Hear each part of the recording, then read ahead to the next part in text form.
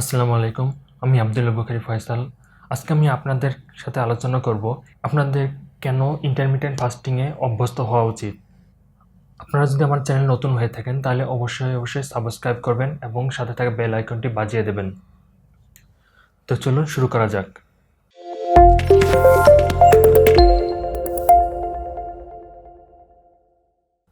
প্রথমে আসা যাক ইন্টারমিটেন্ট ফাস্টিং কি।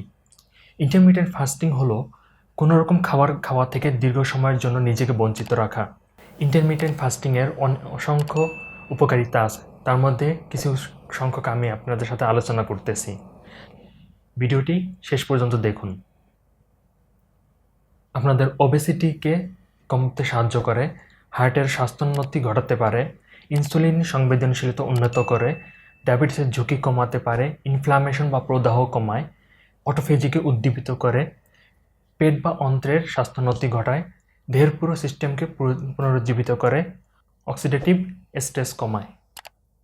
আমার ভিডিওটি যদি ভালো লেগে থাকে তাহলে অবশ্যই একটা লাইক করবেন এবং কমেন্টে জানাবেন কেমন লাগলো। আজকে এই পর্যন্তই। নেক্সটে কোনো একটা ভিডিও নিয়ে আবার হাজির হব আপনাদের সামনে। টিল দেন, আল্লাহ হাফেজ।